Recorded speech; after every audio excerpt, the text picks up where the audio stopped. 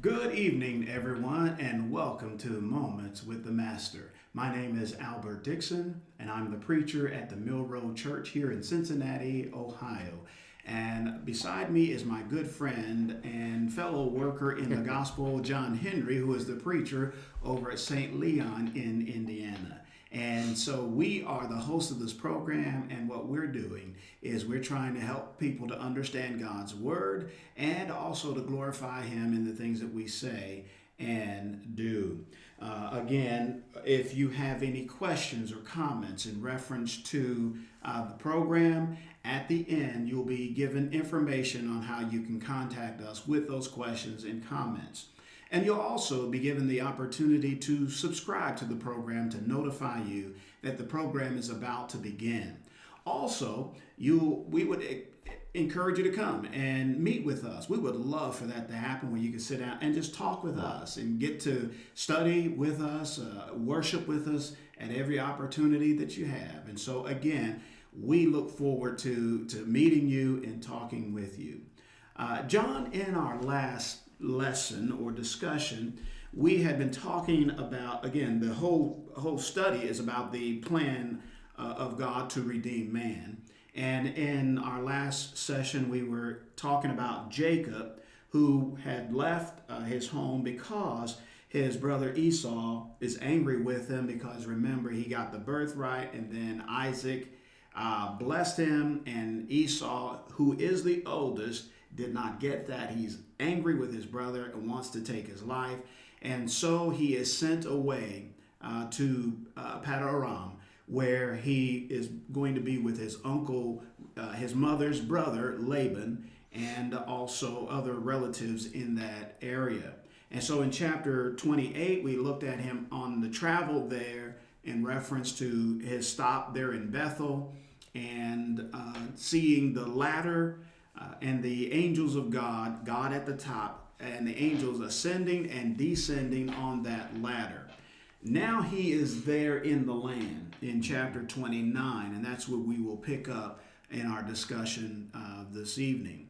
And in that, we are seeing the development of him meeting his family, but there is also a lot of sheep herders there as well, as they're coming to this watering place. And it seems like it's always at a well that these things are taking place. And so, and as we pick up with that discussion, we're going to learn a little bit more about the unfolding of how God is going to redeem man as we follow this line of whom God has made a promise to Abraham, Isaac, and also Jacob. Well, we begin to see, like you said, Jacob enters the city there, Haran, and he sees the flocks and different things in the field, and he sees the well, and he goes and he begins talking to the shepherds, and he asks the shepherds, do you know Laban, and the son of Nahor? And they respond by saying, yeah, we know him. And then, he says, well, how's he doing? Is he well? He said, yeah, he's well. He's doing fine. And so the well, of course, was capped or had a stone on it or something that had to be rolled off. And the other shepherds had said something to him about that. I guess that's what they was waiting on.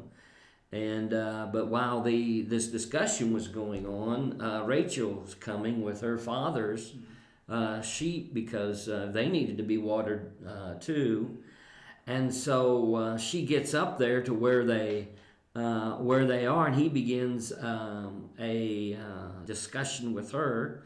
He begins to tell her who he is, and how the family is related to, how his family is related to her family. And they explain all that. The interesting thing is in verse 11, the Bible says, and Jacob kissed Rachel and lifted up his voice and wept. And I find that kind of odd for a reason, because I know that God's hand is in this, but still, you've never met this girl, and all of a sudden you run up to her and kiss her, lay one on her cheek, or something. And so I find it kind of odd. But at the same time, another thing that I find interesting is he didn't take the time to pray to God. Right. You remember when Abraham sent Eliezer down to get Rebekah, that he took time to pray there in chapter 24 and verse 12. He was concerned that he had the right woman. Right. And it doesn't happen here. Jacob rolls back the stone, and after he sees Rachel and waters the sheep for her and gives her a big kiss. Now, I will say this. While I think of it, this comes to mind, that I understand that in the East, it was a custom to greet one another with a kiss. Mm-hmm. So, just in case you wanted to write and tell me that, I understand that. I don't know if that's what this was. I don't, if that was part of the custom or not, because they didn't know one another, and all this happens, and it's just kind of odd to me how all this takes place. And last week when we left off, I told you about Leah and what her name means. Her name means weary, and I suggested to you, because of the weakness of her eyes, or she had unattractive eyes, and I said that was a major defect in the in a young lady in the East. Now, the Bible also describes Rachel for us. And it talks about Rachel, her name means ewe or sheep. In other words, it means that she was very lovely. A very lovely young lady, beautiful. And, another thing I find interesting, just to put out there, is that Abraham had Sarah. She was a beautiful woman. Mm-hmm. Then Isaac had Rebekah. She's a beautiful woman. And now Jacob sees Rachel, and she's a very beautiful woman. Mm-hmm.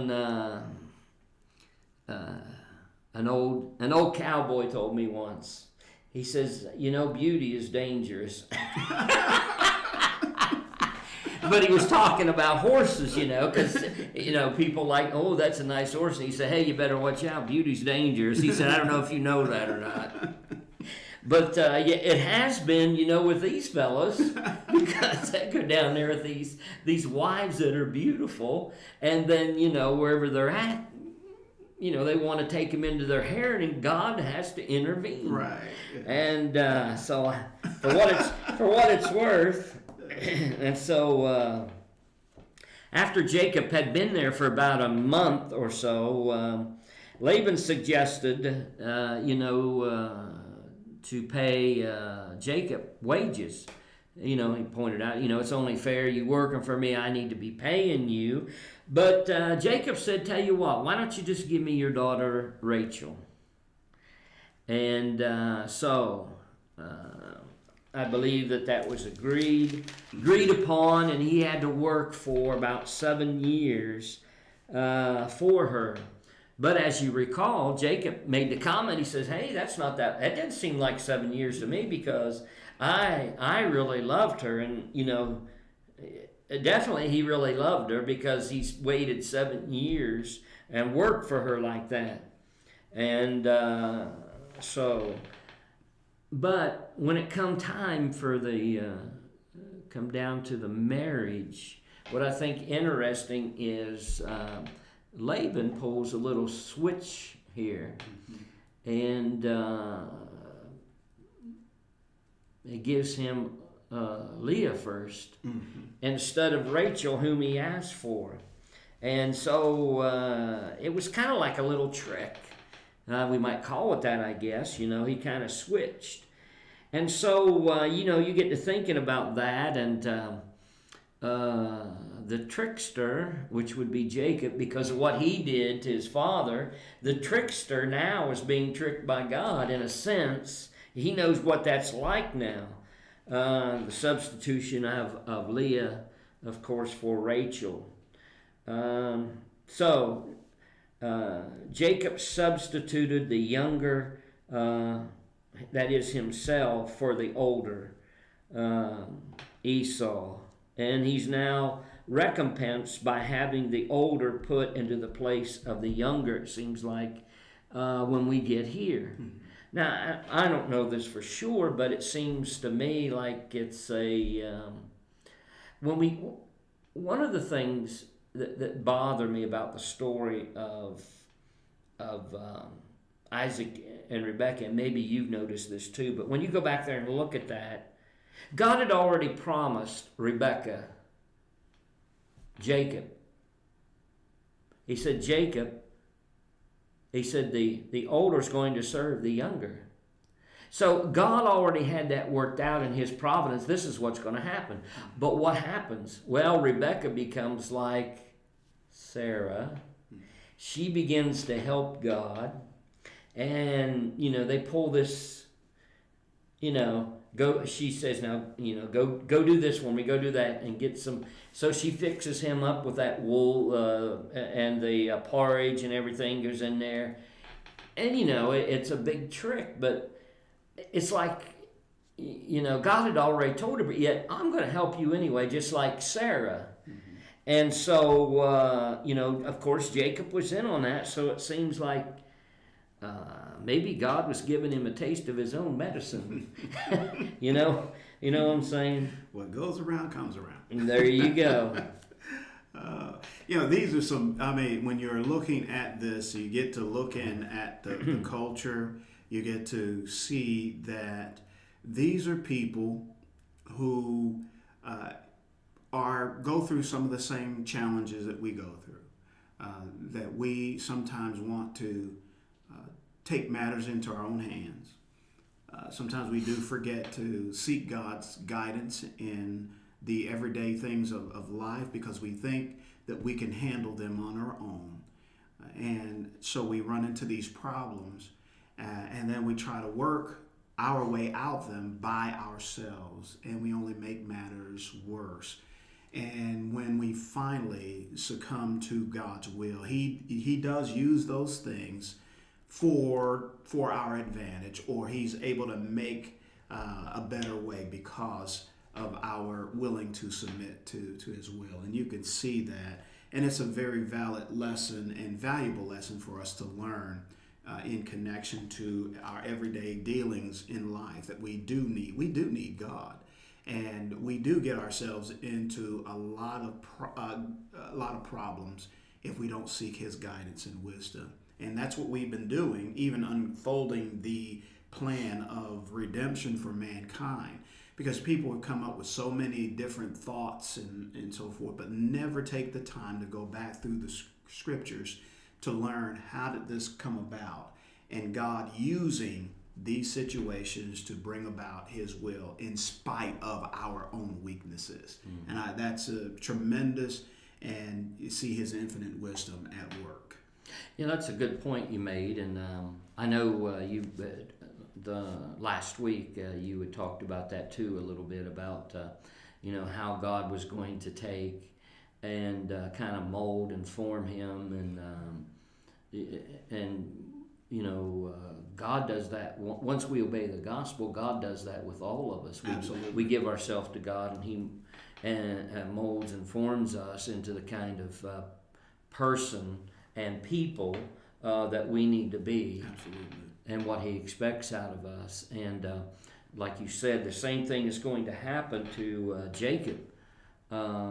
This is like you've been saying, a disciplinary kind of a period in his life. God's going to mold and shape him, to discipline him. And I think you can see that. Here's a man that, of course, Jacob, who fooled his father Isaac. He fools Esau, And then in the darkness of night, God decides, now I'm going to teach you a lesson about being fooled. And in the darkness of night, he finds out, I got the wrong woman. And so, he was taught a lesson on deception. And I agree with everything you said. Now, we might, when we look back on this, he might not have grabbed that at first. Right. But I'm thinking that later on, that probably went off in a light went on, so to speak. Right. And he began to think, hey, I think God just taught me a lesson. Right. And on deception. So, and we know that chastisement comes about because God's trying to correct our character. Right. And so. Yeah, so it becomes a very good lesson as you're looking at this, because afterwards, Jacob, even though Leah is the one that Laban gives to him, and then he has to work another 7 years as he receives Rachel. He finishes out the week, and then what happens is he chooses to work another 7 years, but Rachel is given to him as his wife, and he really loved Rachel, and she was the one that he wanted. And then one of the things that Laban had done is when he gave Leah, he also gave the handmaiden to her as well. And then when Rachel is given, the Bible tells us in verse 31 of chapter 29 that the Lord saw that Leah was unloved. In other words, she was not loved as Rachel was. And there may have been some neglect on Jacob's part in connection to that. However, he opened her womb. In other words, she conceived and she gives birth to Jacob's first son. And Rachel's womb was barren, even though this was the one that Jacob really wanted and loved. And the first son was Reuben. There in verse 32. And then you go on and you see that she conceives again and she gives birth to the second son of Jacob. And so, and here's where God is using this situation to bring about a promise that he made about the descendants to Abraham, Isaac, and now he made that to Jacob there in chapter 28. And we're seeing how this is coming about. Where all of these children are being born. And it's interesting, John, and for example, and I know when your family starts to grow, it can just grow in leaps and bounds. Because my father, his siblings, he had 14 siblings. Wow. And my mother, she has 15 siblings. And I'm gonna tell you right now, we kind of tease a little bit when it comes to family reunions. We have to rent out a stadium, but those are, and I mean, you could see how things can easily multiply. My wife teases us about the whole area is just full of Dixons and so forth. Anyway, but here, this is how God is bringing about the descendants of Abraham. And Jacob in particular here in chapter 30 with Leah beginning to give birth to these children. And chapter 30, John, is interesting because it sets up this almost competitive-like mentality between these sisters here. And Rachel really wants to give birth to a child for Jacob, but she doesn't. It's Leah that's the one that's giving birth, and then that created a kind of a struggle and problem with those two. And then she does the Sarah thing. But anyway, go ahead. What was you going to say? Well, she demands here, and we see in the first couple verses that Jacob, produce a child. It says, and when Rachel saw that she she bare Jacob no children, Rachel envied her sister and said unto Jacob, Give me children, or else I die. I mean, wow. That was, I don't know if you was a husband, your wife said something to you. I don't, that's like a threat. She was upset. But at the same time, Jacob, you see, Jacob became angry in verse 2, and Jacob's anger was kindled against Rachel. And he said, Am I in God's stead, who hath withheld from thee the fruit of thy womb? Now, the thing about Jacob that I see here, it's more or less him saying, Am I in the place of God? No, he says, I'm not in the place of God, so it's not up to me to open your womb. It's up to God. God is, the one that you need to be beseeching at this point, or talking to, not making these demands. I can't do anything. And so I think that's why Jacob became here angry with all this. And then, of course, that discussion, and then the thing that happens next is Rachel gives Jacob, I believe, one of her handmaids. Verse 3, and she said, Behold, my handmaid Bilhah, go into her, and she shall bear upon my knees, that I may also have children by her. And when she gave him Bilhah, her handmaid to wife, and Jacob went into her, and Bilhah conceived, and bare Jacob a son.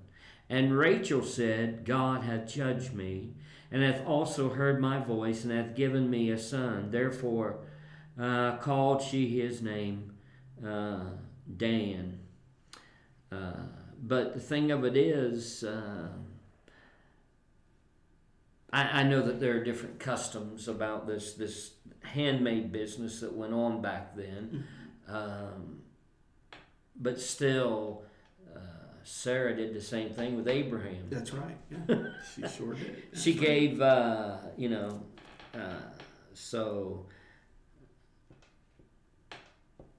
And then the next thing that's interesting to me, let's see down here in about verse 7. Let's see, Bilhah, Rachel's maid, bore a son. And this is the second son. That's right. But then Rachel is going to come up with this verse 8. And Rachel said, with great wrestlings have I wrestled with my sister, and I have prevailed. And she called his name Naphtali.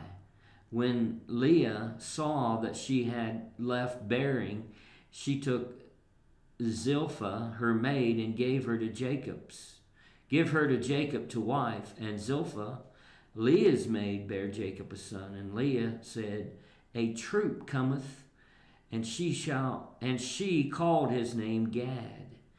And Zilpah, Leah's maid, bare Jacob a second son. And Leah said, Happy am I, for the daughters will call me blessed. And she called his name Asher. Now, maybe that was Rebekah. When Rebekah left, the family there congratulated or said something to her about, may you be blessed with many children. So I thought, that is something else that's interesting, because it continues this idea of the promises, that God made to Abraham. Right. I'm going to bless you. Your family's going to be like the stars of heaven, just multitudes. Right. And so now we begin to see that here are the children, and they're going to become the 12 tribes of Israel. That's right. Yes. And so, but anyway, as the story goes on down here in verse 15, and she said to her, It is a small matter that thou hast taken my husband, and wouldest thou take away my son's mandrakes also? And Rachel said, Therefore he shall lie with thee tonight for thy son's mandrakes. And Jacob came out of the field in the evening, and Leah went out to meet him and said, Thou must come in unto me, for surely I have hired thee with my son's mandrakes. And he lay with her that night. And God hearkened unto Leah, and she conceived and bare Jacob a fifth son. And Leah said, God hath given me my hire, because I have given my maiden to my husband. And she called his name Issachar. And so that's a pretty interesting story, because even the Bible says, where she runs out to me and says, hey, more or less, I kind of paid for you tonight, or something like that. And so, you're to come to my tent tonight. That's something that, Leah herself, we learned that she bore 6 sons. Right. So she bore 6 sons out of the 12. Right. And then you've got the handmaids that are involved with that. But then God finally remembers Rachel, and she bears a son in verse 24. And she called his name Joseph, and said, The Lord shall add to me another son. And so, and then it goes back to Jacob. The story goes back to Jacob and Laban. And Jacob goes to Laban, and says, I need to return to Canaan. Right. I need to be going home. And he said, well, why don't you stick around, work for me for a little bit. And so, and Laban said, okay. They make an agreement as far as wages are concerned. And he said that all the speckled and spotted or dark-collared sheep and goats in that area, of course, most sheep were white, and goats were usually a solid dark color. And Laban possibly thought that Jacob had made a terrible agreement, because he was agreeing to work for all the rejects, really, among the herds of the sheep and the goats.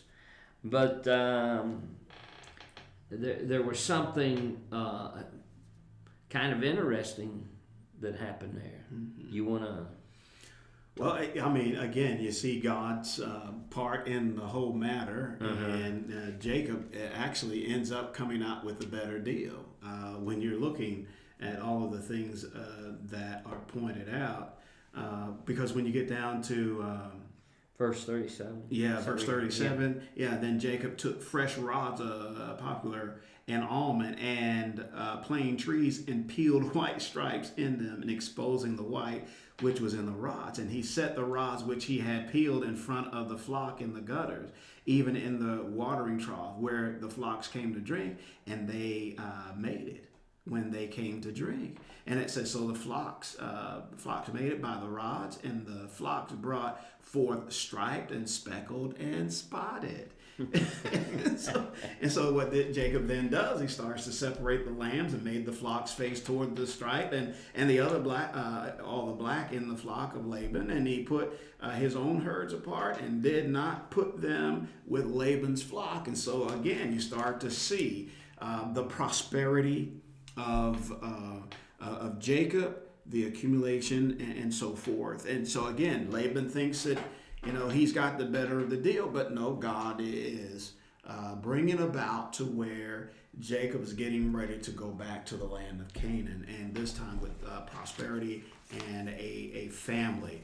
And it says later on, it says, moreover, whenever the stronger of the flock were mating, Jacob would place the rod in the sight of the flock in the gutters, so that they might mate by the rods. But when the flock was feeble, he did not put them in. So the feebler were Laban's, and the stronger Jacob's. And so the man became exceedingly prosperous, and had large flocks and female and male servants, and camels and donkeys. So again, this dichotomy, this deception of trying to get the better of one in this, yeah. And that's usually how sometimes families are. Yeah. And if we don't abide by the principles that God lays out, a lot of times what we do, again, we take matters into our own hands and we create all of these problems. And that's what we're seeing here. Yeah, that's before we wind up here, but one of the things I found out and looking about the way that Jacob had took these animals and with the rods, and then they would breed and produce the striped and the spotted and things. This came from a Bible encyclopedia, and it says this: Jacob's actions was based upon ideas held until very recent times that when animals in the flocks and herds conceived, they were influenced by what they see at the time. Jacob thought that by their seeing the black and white stripes in the wood, the animals would produce spotted and speckled animals. There is no evidence that such efforts work. It was God who caused Jacob to be blessed. And so, I wanted to say that because let's put the credit where the credit's due, and that's on God. That's right. Because things like this get started. We read things in the Bible, next thing, well, hey, do you see? Well, that must be true. Well, no. Let's remember what's going on here. That's exactly and right. Who's in charge, and God's watching That's right. over this whole thing. Yeah, the providence of God. Like John said, our time is up, my friend, and we certainly enjoyed having you spend this time with Moments with the Master. And we encourage you to tune in next Thursday at 7 p.m., where we'll spend more time with the Master as we continue to study his word. But in the meantime, my friend, may God bless you as you continue to study his word.